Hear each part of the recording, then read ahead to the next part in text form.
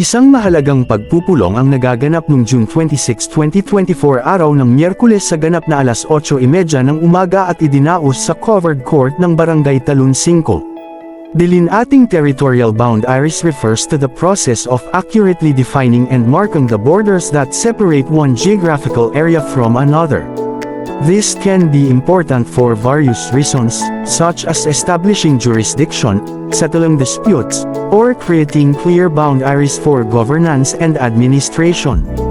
Ang mahalagang paksa ang tinatalakay sa pagpupulong ukol sa napipintong plebisito na may kinalaman sa ratipikasyon ng Ordinansang Panglungsod bilang 1941-23, serye ng 2023 na pinamagatang An Ordinance Delineating the Territorial Boundaries of the 20 Barangays of Las Piñas City to conform with the approved cadastral survey of the Department of Environment and Natural Resources, DENR, completed in March 2015. Kaugnay nito ay inaanyayayahan ng mga katropa upang dumalo at makikiisa sa pagpupulong para sa malayang talakayan ng nasabing paksa.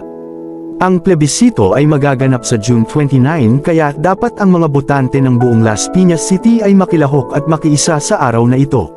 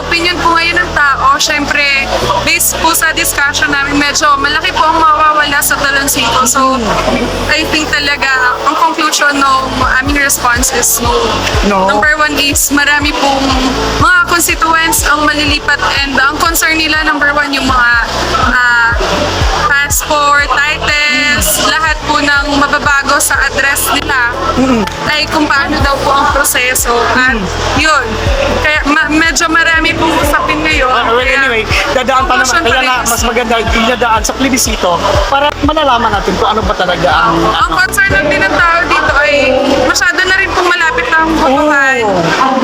Kaya yun,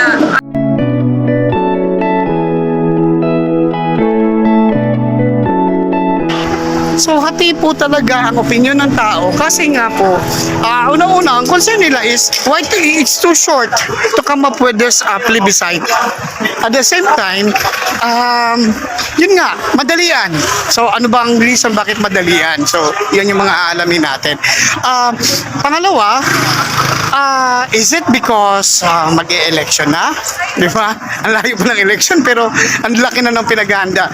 So, bakit ganun kailangan naman pala ito. Bakit ngayon lang? So, 'di ba? Bakit ngayon ka lang? 'Di ba? So, anyway, so guys, antabayanan lang natin. Well, go na talaga po ito. Kung ano man ang maging resulta sa plebisito dito sa pagkakaroon ng alignment dito sa mga boundaries ng barangay dito sa Las Piñas, well, ang tao na lang talaga ang magdesisyon noon. Alright.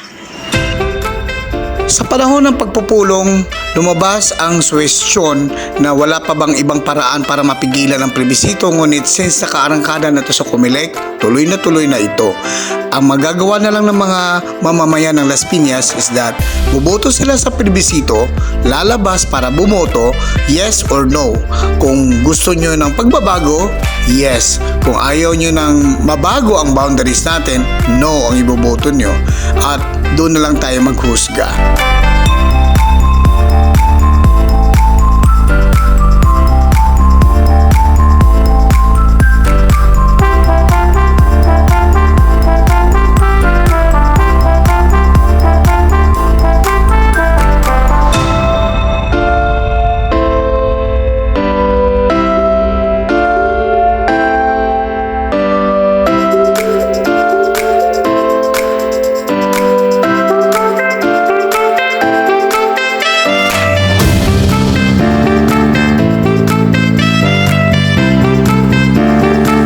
Tingnan natin ang opinion ng mga ating madlang people regarding sa usapin.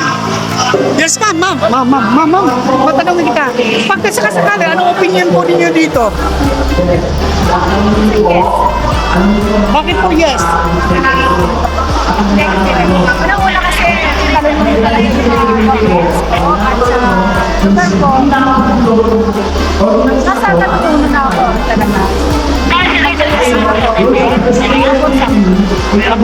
Pabor sa'yo. Ano yung pabor na yan? Yung mga requirements na gagawin ay malalapit-lapit na? Or lahat ng requirements mo sa ngayon eh?